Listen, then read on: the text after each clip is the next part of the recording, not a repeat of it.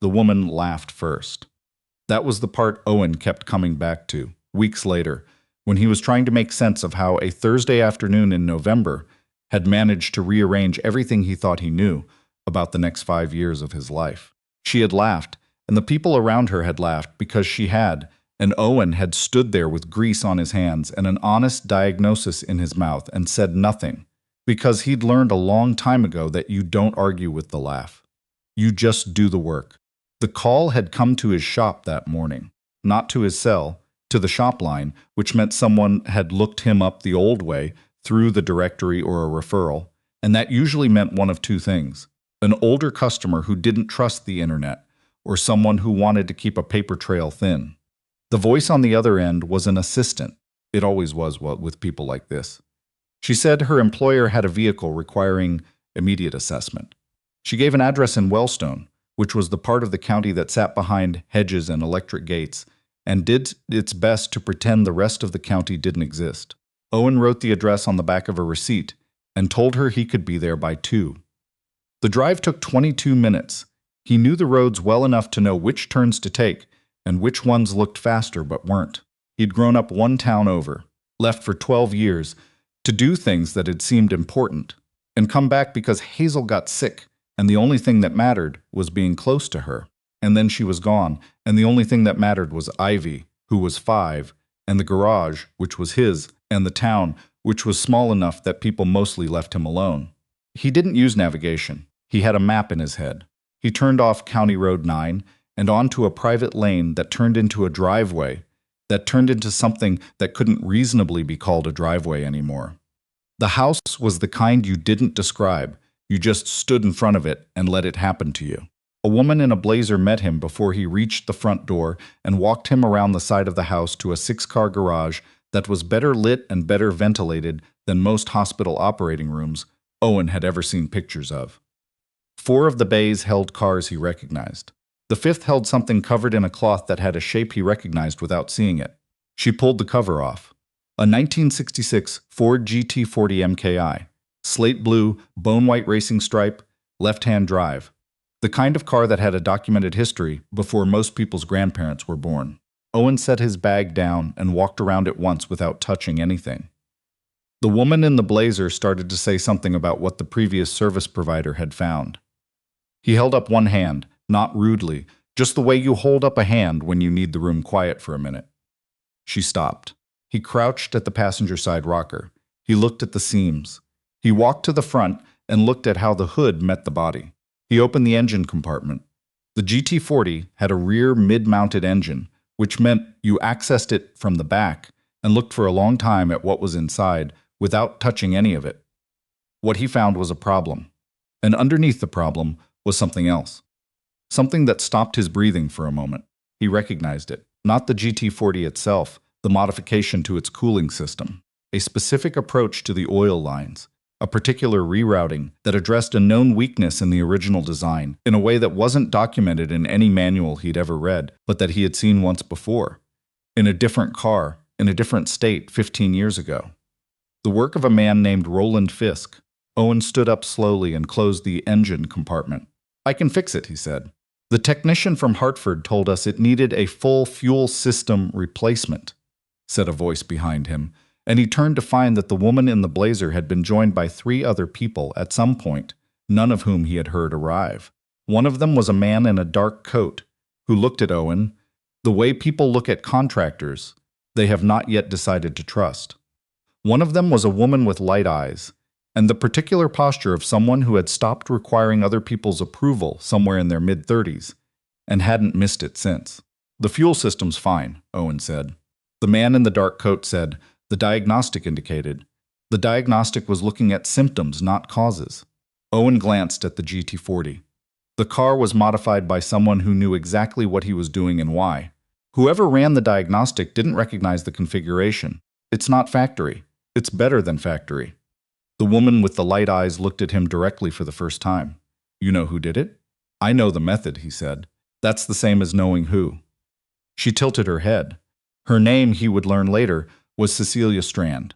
She ran a holding company with enough subsidiaries that you would need a whiteboard to explain it. She had owned the GT40 for 4 years and had never once taken it out of the garage because it hadn't run correctly since the day it arrived from the private collection in Belgium that she'd acquired it from. "Fix it," she said, and there was something in the way she said it that was lighter than the rest of her, almost amused, almost pointed. "Fix it, and I'll make you a very wealthy man." The people around her laughed. The man in the dark coat smiled with the lower half of his face. Owen looked at Cecilia Strand for 1 beat longer than was comfortable and then looked back at the car. "I'll need 3 days," he said. "And I work alone." He was back in his truck by 5. He sat in the lane for a moment before starting the engine and thought about Roland Fisk, about what it meant that Roland's hands had been inside that car, about what Roland had been doing in Belgium, or wherever the car had been before Belgium, and who had hired him, and whether any of those people were still in the picture. He wrote Roland's name on the back of the receipt next to the address. Then he started the engine and drove to pick up Ivy from the sitters. Ivy was 6 now.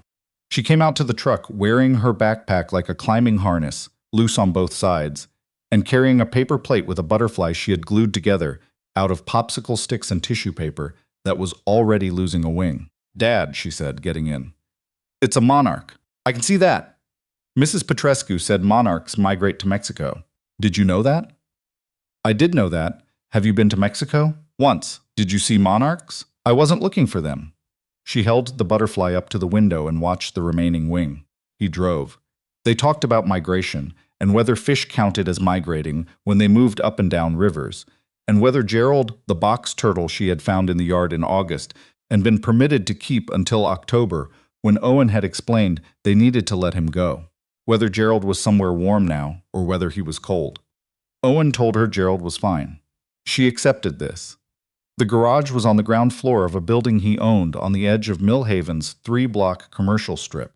He had bought it 6 years ago when he and Hazel were still talking about what came next, before next stopped being a concept they could plan around. The apartment above it was theirs, his and Ivy's. It was small and warm and full of her drawings on the refrigerator and his technical manuals on the shelf she was not supposed to reach. That night after dinner and the small negotiated theater of Ivy's bedtime, Owen sat at the kitchen table with his laptop and searched Roland Fisk. The results came back the way they always did when he looked up Roland, which was occasionally the way you occasionally press on a bruise to confirm it's still there. Roland Fisk, automotive engineer and restoration specialist, had worked primarily in Europe from the late 1980s through the early 2000s.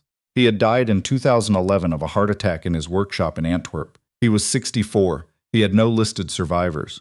Owen read the last part again. He knew it. He had known it for years. But Roland Fisk's fingerprints were inside Cecilia Strand's GT40, and that was not a coincidence.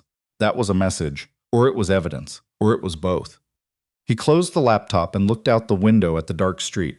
He had met Roland in his late 20s. He had been a senior engineer at an automotive group in Detroit, with credentials and a salary and a career path that looked good on paper, and felt, most mornings, like wearing someone else's shoes. He had read about Roland in a trade publication. He had sent an email that he expected no response to. Roland had responded in a week. The message was 12 words. "You have good questions. Whether you have good hands, we'll see." Owen had taken a leave of absence. He spent 8 months in Antwerp learning things he had no other way of learning. Roland taught by proximity. He put you next to the work and expected you to watch until you understood not just what was being done, but why it was the only right thing to do. He taught Owen that a machine with real history wasn't just old. It was specific. It had a logic, a personality almost, built from every decision that had ever been made about it. You could read those decisions if you knew how. And then Hazel called and said the word the doctor had used, and Owen came home. He never went back to Antwerp. He never went back to Detroit either. He built the garage instead, because the garage was what he could do with one hand while the other was holding everything else together. Roland Fisk's signature was inside a car that had come from a Belgian private collection. That wasn't random. He started at the GT40 the next morning. Cecilia had arranged everything. A key code, a brief message from her assistant saying the staff had been instructed to let him work. He arrived at 7 with his full kit and a second bag he didn't usually bring, the one with documentation tools, calipers, a camera, a spectrometer. He was going to be thorough. The first day was examination. He photographed everything. He measured. He built a record of what had been done to the car with the patient method of someone who understood that the story was in the details and that you only get one chance to read the scene before you disturb it. Roland's modification was remarkable. The cooling reroute should have violated conventional airflow logic in a rear mid-engine layout. It didn't, because Roland had thought 6 steps ahead and accounted for consequences that most engineers would have missed until they became problems. The result was an engine that ran cleaner and cooler than the factory spec, without sacrificing any of the character that made the original worth preserving. Owen photographed it all and sent the images to no one. He sat with them himself. Around noon, Cecilia came to the garage, alone, which surprised him. She was in different clothes than the day before. Less formal, a dark jacket, her hair pulled back, no phone visible. She stood in the doorway as if waiting to see whether she was welcome in her own space. "You came back," she said. Said I would. She came in and looked at the documentation on the workbench. The photographs, the notes, the careful record of what he had found. The previous technicians didn't work like this. The previous technicians weren't finding what I'm finding. She looked at him steadily. Which is? He had not decided yet how much to say or when. But there was something in the way she asked.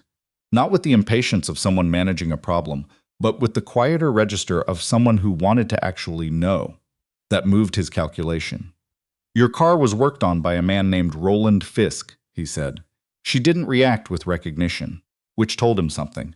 "Who is he?" "Was. He died in 2011. He was probably the best restoration engineer working in Europe in the 90s and early 2000s. His authenticated work is extraordinarily rare. It significantly increases the value of this car." He paused. "Significantly." She was quiet for a moment. "How did his work end up in my car?"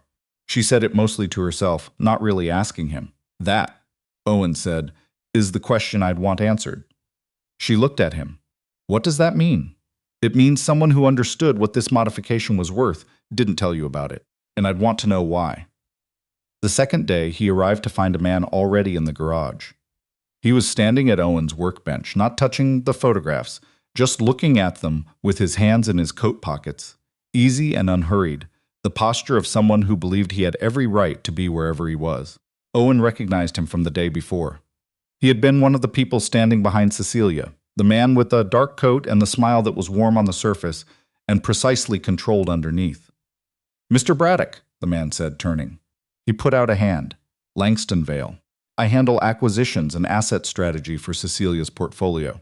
I hope you don't mind. I like to stay current on things happening on the estate." Those are my notes, Owen thought. But what he said was, "I prefer to work without an audience." Veal smiled agreeably. "Of course. I was just passing through." He looked at the GT40. "It's a beautiful machine. I'm the one who sourced it for Cecilia, actually. Found it through a dealer in Brussels. The provenance was impeccable. Did you know about the modification? The custom work?" Vale's expression stayed pleasant, relaxed, practiced.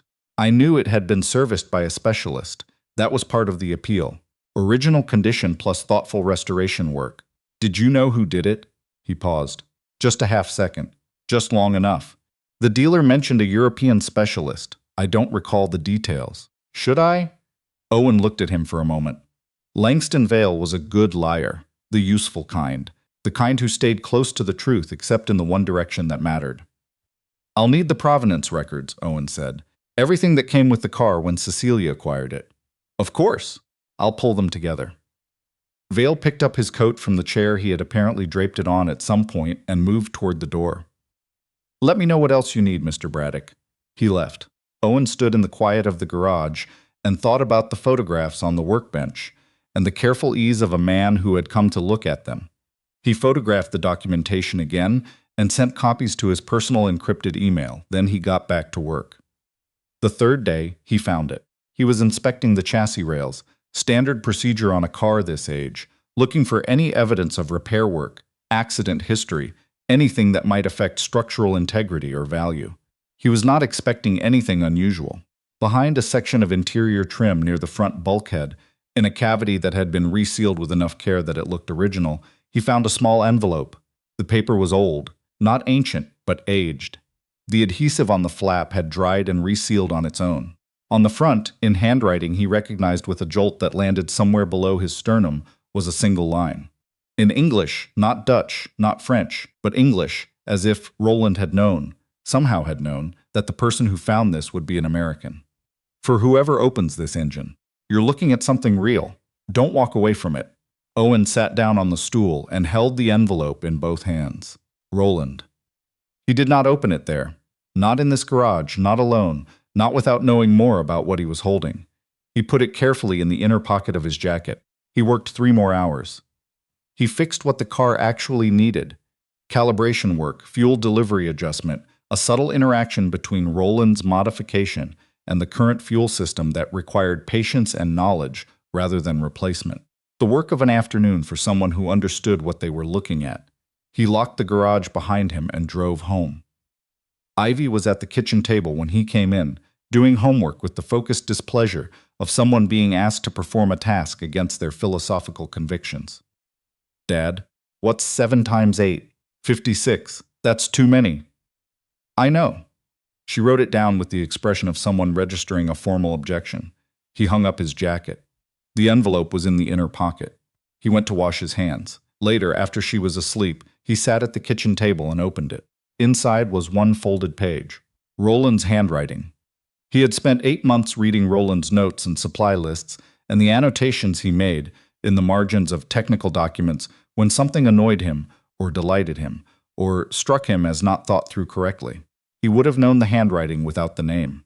He read the letter twice. Then he sat back and looked at the ceiling for a long time.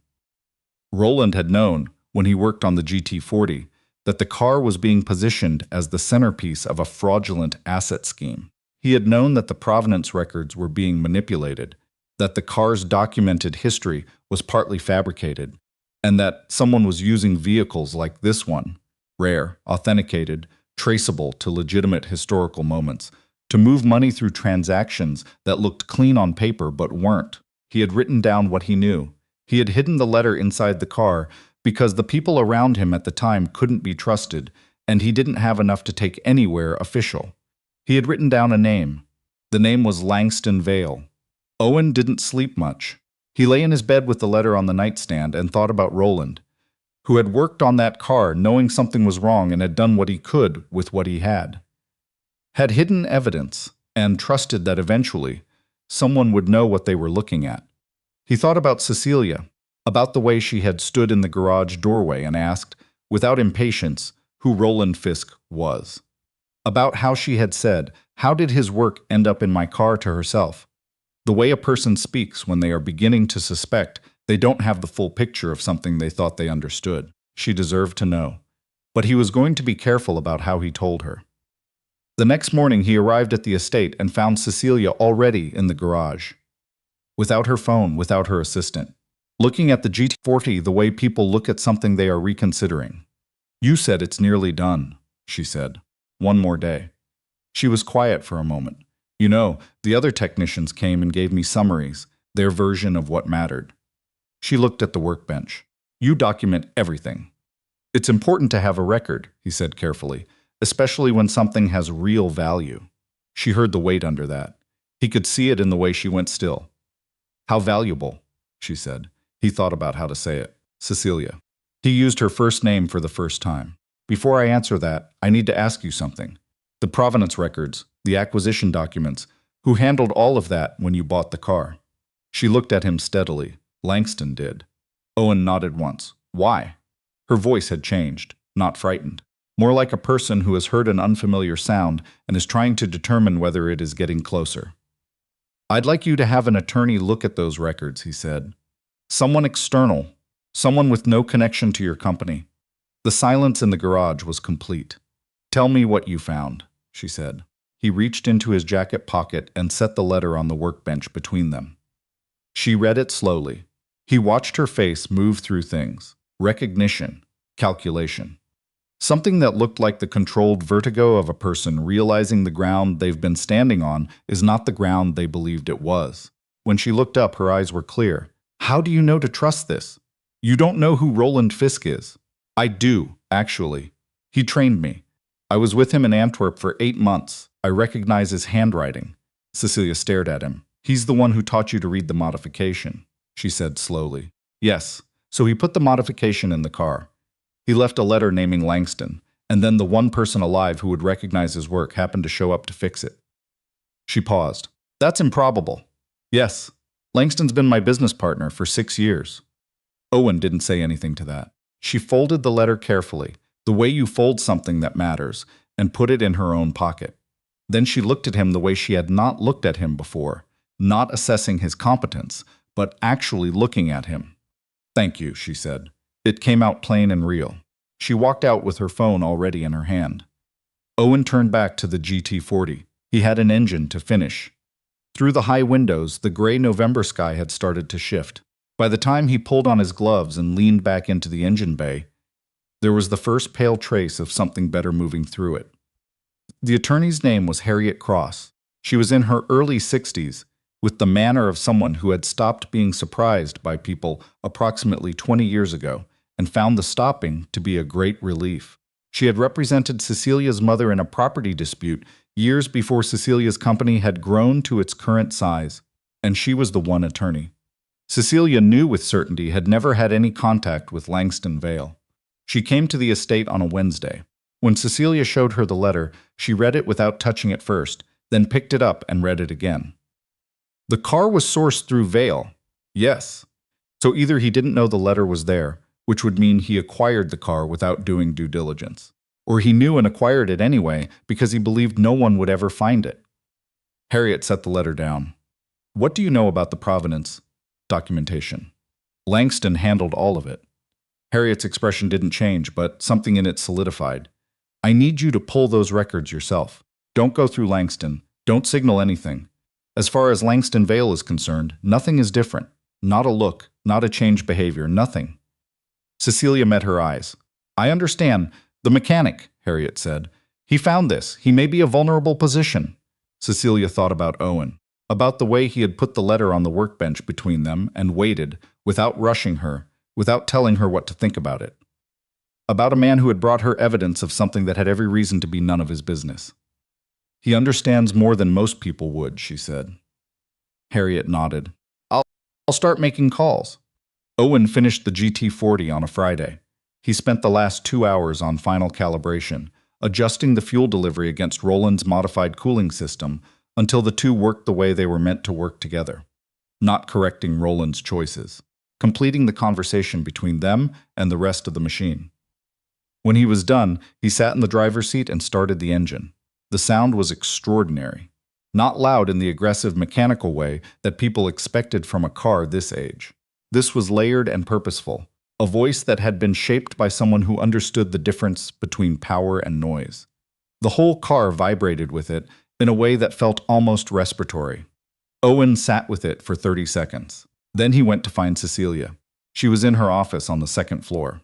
When he appeared in the doorway, she finished a sentence on her phone, hung up and said, "It's done? Come hear it." She followed him down without stopping for a coat, which he noticed because it was November in Connecticut and 40 degrees. And that meant either she was genuinely eager or genuinely unsettled enough that the cold wasn't registering. When she heard the engine from 20 feet away, she stopped walking. Owen watched her face. The GT40 was idling with the garage doors open, the sound carrying out into the gray morning. Cecilia stood and listened to it the way you listen to something you didn't expect to move you. That's what it's supposed to sound like, she said. That's what it was always supposed to sound like. Nobody had finished what Roland started. She looked at the car for a long moment. Then she looked at Owen. Do you want to drive it with me? He hadn't expected that. He thought for a moment. Yeah, all right. She drove the way someone drives something they are figuring out in real time. Careful at first. Reading the responses, feeling where the weight sat. They took the back roads north of the estate, the ones that curved through the hills where the November trees had gone bare, and the light came through them flat and clear. After 10 minutes, she settled into it. The small corrections became instinctive. The car and the driver reached an understanding. Owen sat in the passenger seat and said nothing. After a while, Cecilia said, Harriet wants forensic accountants. Good. She thinks this is bigger than the car. I think so too. She took a curve with new confidence. The engine held it cleanly. How long do you think this has been going on? Owen thought about Roland's letter, about the paper, the particular yellowing. The letter's at least 10 years old, probably more, and the car was already in the system when Roland worked on it. He paused. Whatever this is, it wasn't opportunistic. It was designed. She didn't say anything to that for a while. The road dipped toward a valley, and the car took the descent with a sureness that felt almost reassuring. When she pulled back through the estate gates, neither of them mentioned that it was likely the last time Owen would have a reason to return to this garage. He sent his invoice that afternoon. Fair rate, clearly itemized. He thought about undercharging. Then he decided against it. He'd done the work. He drove home. Ivy was at the neighbor's. He picked her up and she came out holding a drawing she had done that she pressed against the truck window before he had fully stopped. Look, it's the ocean. Mrs. Pell has pictures of Maine. He looked. It was a very good ocean for a 6-year-old. Are we going to Maine? She asked, climbing in. Someday, maybe. Can we bring Gerald? Gerald had been released back to the yard in October. Gerald's doing his own thing now. I miss him. I know. She buckled herself in with the authority of someone who had been doing it herself since she was 4. He drove. She told him about everything Mrs. Pell's pictures had made her think about, which was a great deal. He listened. 3 weeks passed.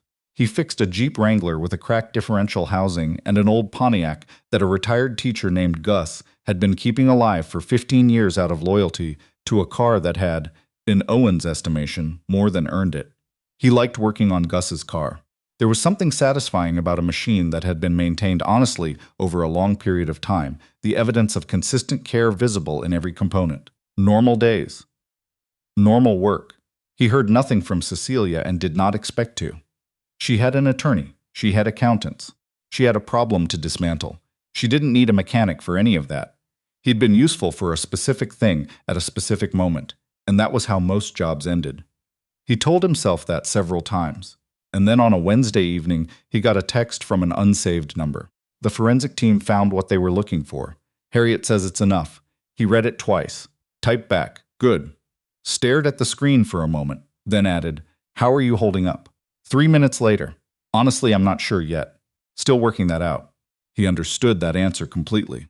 The first news item appeared 6 weeks later. A brief notice in a financial publication about an SEC inquiry into an asset management firm with Connecticut ties. No names in the headline. Owen found it by accident, reading something else on his phone while waiting for a part delivery.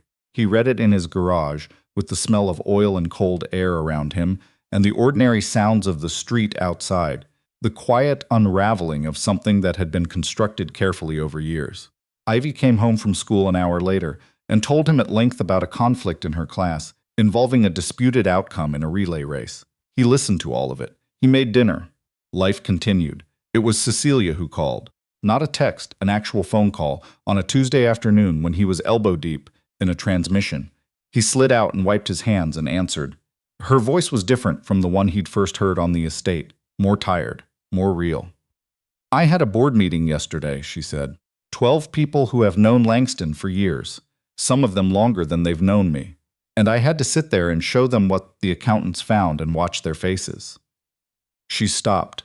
I keep thinking about 6 years of trusting someone. And looking back, there were moments, things that didn't quite add up. I chose not to look at them directly. That's the part that sits, Owen said. Yes. A pause. You knew something was wrong in that garage before I did. You'd known Langston for 20 minutes. I knew what I was looking at.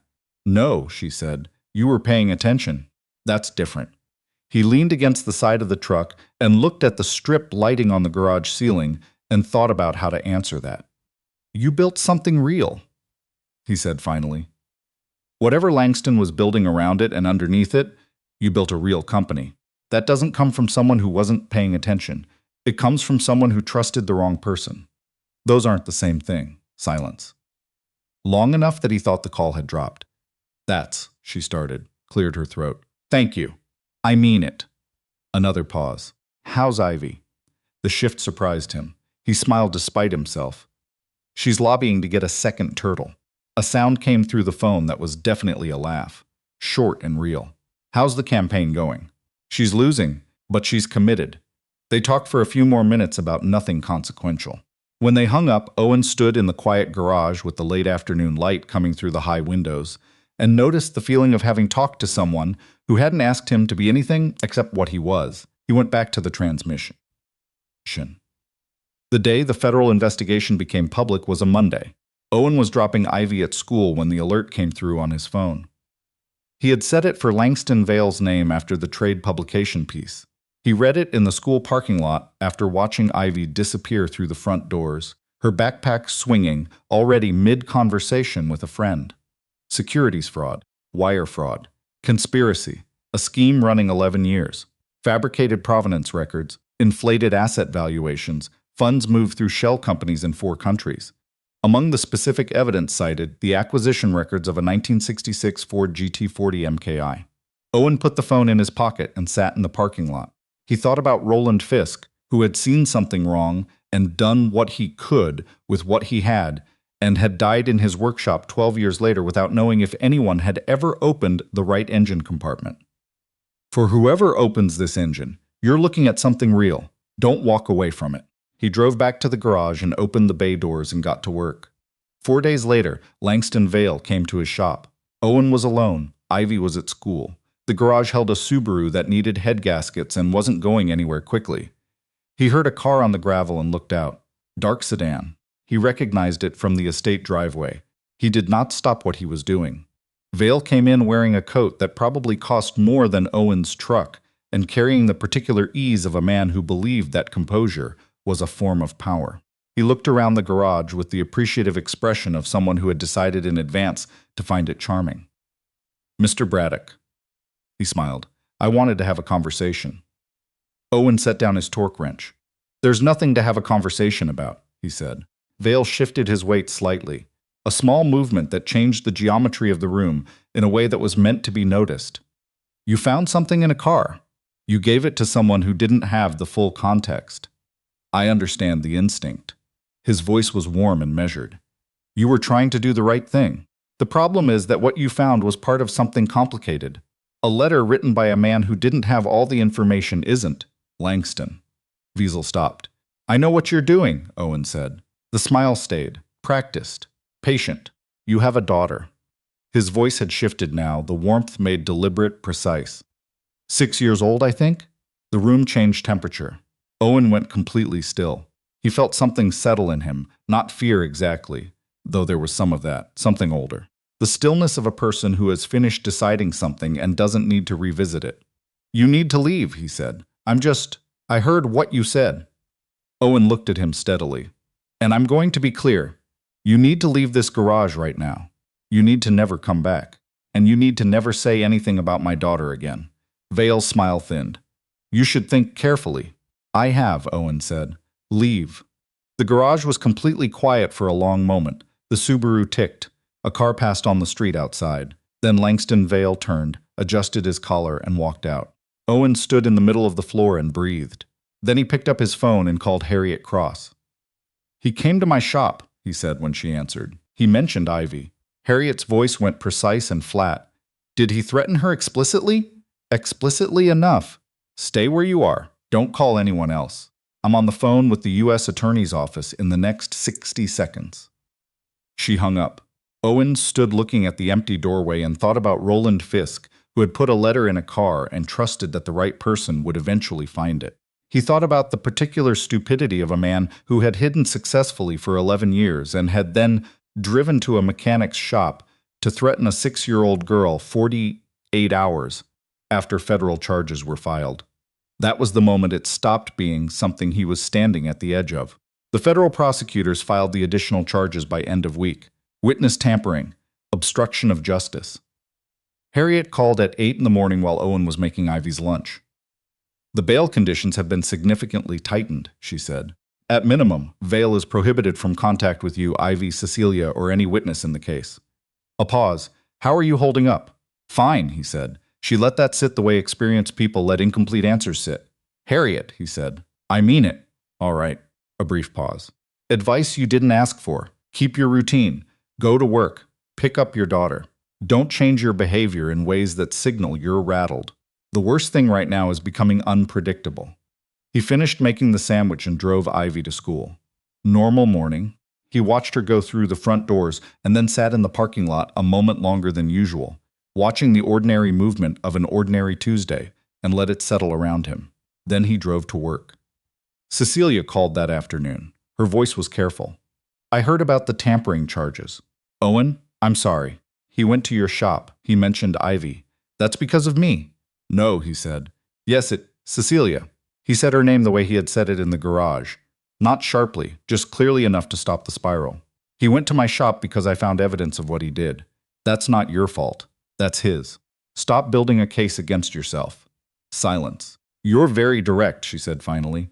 I've been told. I mean it as a compliment. A pause. I'm having a hard time. Which sounds strange given that the company is structurally fine. Harriet says the legal exposure is mostly personal to Langston. But I keep going back and finding moments I should have questioned. It's exhausting. That sounds about right, Owen said. Have you done that? Gone back? He thought about Hazel, about the years after, about lying awake and turning over the decisions he'd made during those 2 years, whether he had been present enough, whether he had missed things she'd needed him to see. Yeah, he said. I've done that. Does it stop? Not completely, but it gets quieter, and eventually you figure out which parts are actually worth learning from and which parts are just punishment. You try to keep the first kind. She was quiet for a moment, a different quality of quiet. I should let you get back to work, she said. It's fine. Are you eating? Sleeping? That's a doctor's question. I spend a lot of time with Harriet. It's affecting my conversational habits. He almost laughed. I'm fine on both counts.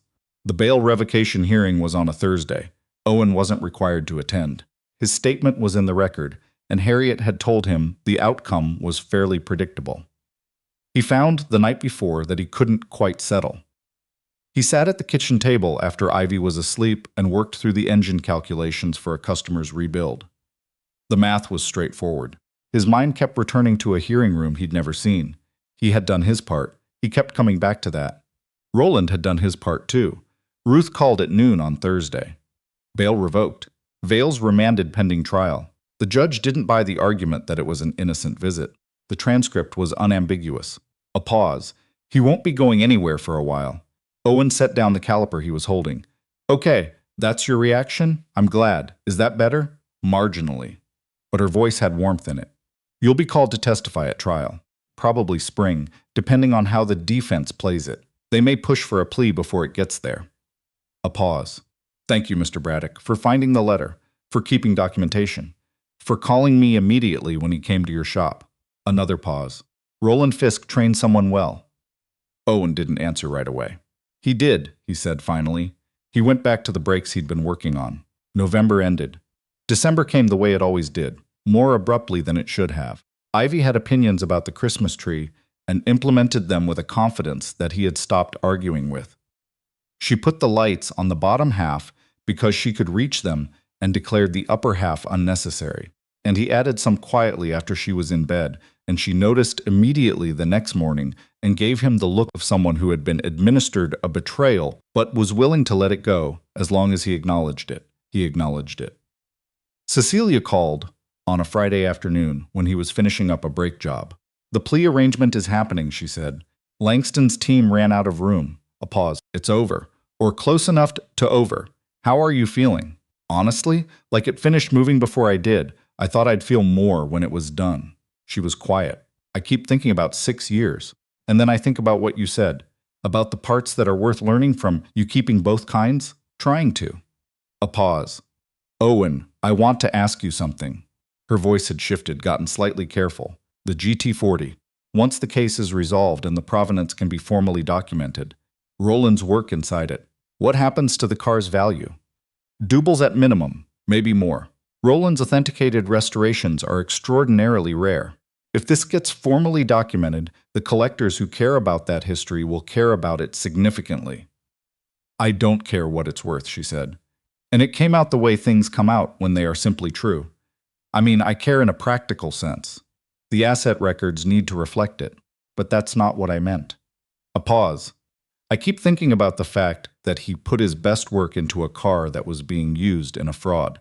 That he knew something was wrong and couldn't stop it, but he could still build something honest inside it. like he was making sure the car couldn't be fully corrupted by what was happening around it. Owen looked at the GT40 in his mind.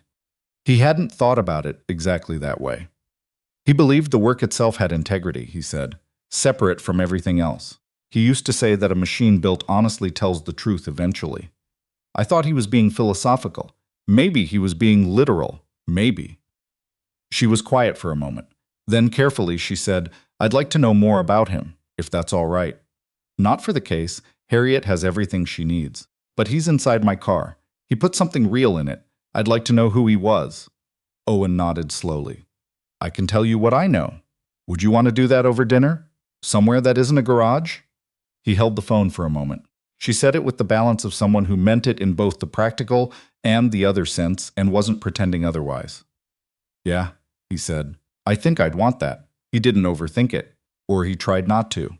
He told himself it was two people who had been through something together and were finding out whether that something was an ending or a beginning. He mentioned it to Ivy casually on a Saturday morning while she was eating breakfast. The lady with the GT40? She said immediately. Yeah. She chewed her toast. Is she the one who called you on your work phone? Yes. She considered this with the seriousness she brought to most things. Mrs. Pell said she drove by the estate once and the garden is very nice. I wouldn't know. I mostly saw the garage. Dad? What? Is she nice? He thought about it honestly. She's getting there. Ivy seemed to find this an acceptable answer and returned to her toast. The dinner was at a small Italian place in Wellstone that Cecilia had chosen, which told him something about her sense of what a meal was for. She was there when he arrived, already at the table, coat on the back of the chair, reading something on her phone that she put away immediately. Hi, she said. Hi. He sat. They ordered without ceremony. She asked about Roland first. He hadn't talked about Roland, really talked about him, in years. Not to anyone who'd actually wanted to know. So he told her. About the email he'd sent expecting nothing. About arriving in Antwerp in February with decent skills, and a lot he still didn't know. About Roland meeting him at the workshop door and looking him over and saying, in the flat, almost irritable way Roland had of making pronouncements. You've been taught by people who read manuals. That's a start. We'll see if it's enough. About what it felt like to spend 8 months learning that a machine with real history wasn't just valuable because it was old. It was specific. It carried the logic of every decision that had ever been made about it. You could read those decisions if you learned how to look. Cecilia listened the way she had in the car, without filling the silences, without redirecting toward her own reactions. What happened to his workshop after he died? She asked. His son sold the inventory. Tools, cars in progress. I heard about it after the fact. He looked at his glass. I was never in contact with him toward the end. By the time he died, I'd been back in the States for 3 years. Ivy was almost 2. You always meant to go back, she said. Not a question. Yeah. She didn't offer a response about grief or intention. She just said, that's a heavy thing to carry. It is. They talked about other things. About her company and the specific exhaustion of rebuilding trust publicly.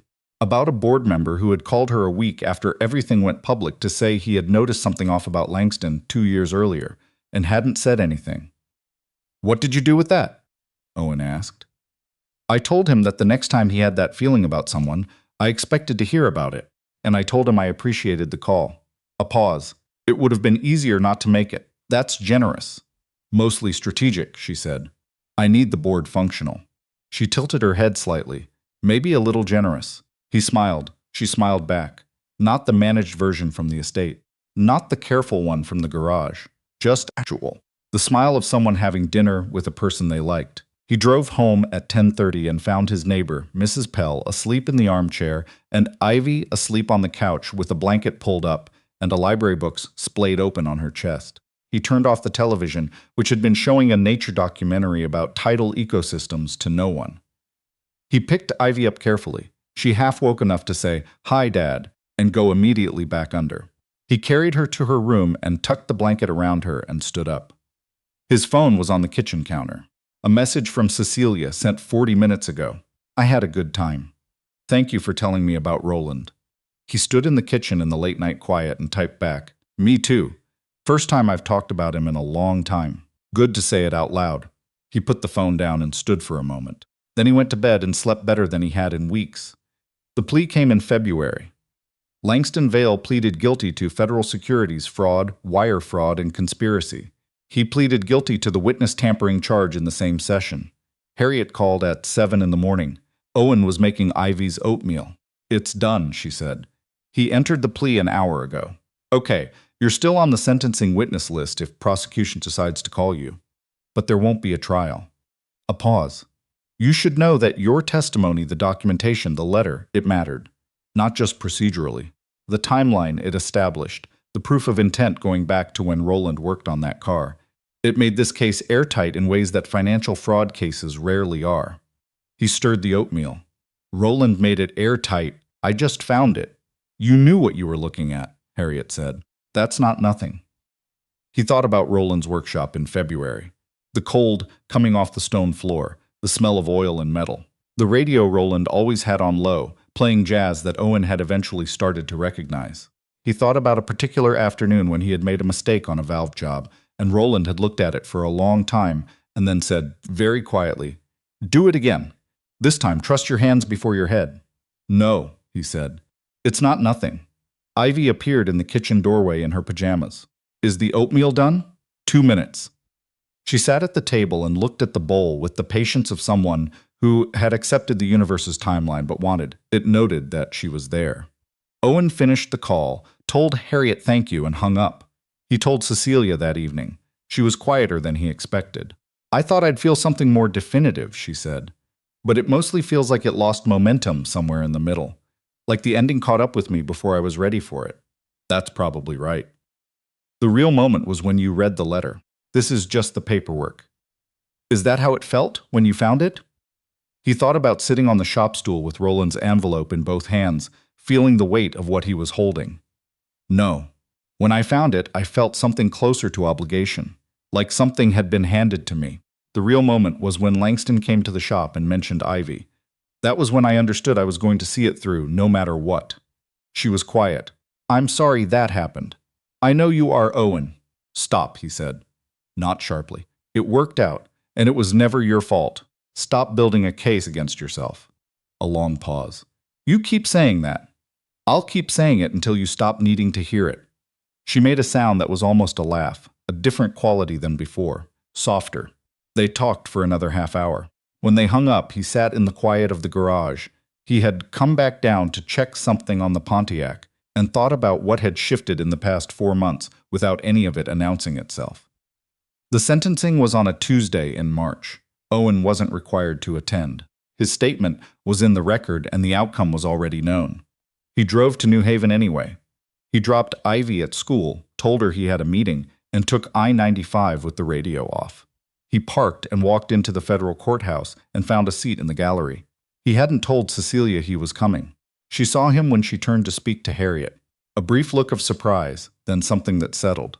She nodded once. He nodded back.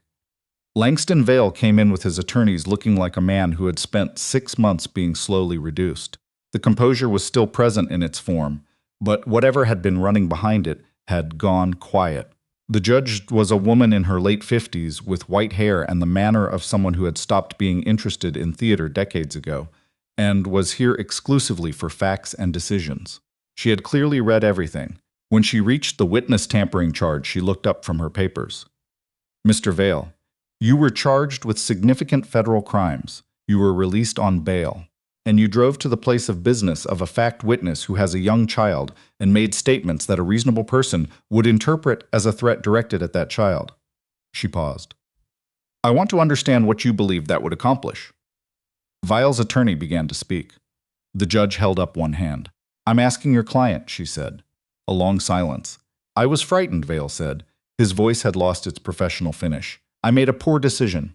"You did," the judge said. She looked at him for a moment, then looked back at her papers. 14 years. Owen sat in the gallery and heard the number and felt the weight of it. Not satisfaction exactly, not relief in any simple form. More like the feeling at the end of a difficult job when the last component is seated and the engine turns and everything works as it was designed to. Not triumph, just the recognition that something had been completed. He thought about Roland putting that letter in the car and trusting that eventually the right set of eyes would look in the right place. Roland had never known if anyone found it. He had done what he could with what he had and trusted the rest to time. You do your honest work. You document what is true. You trust that the work itself outlasts the moment. He filed out with the gallery and stood on the courthouse steps in the March air. Cecilia found him 2 minutes later.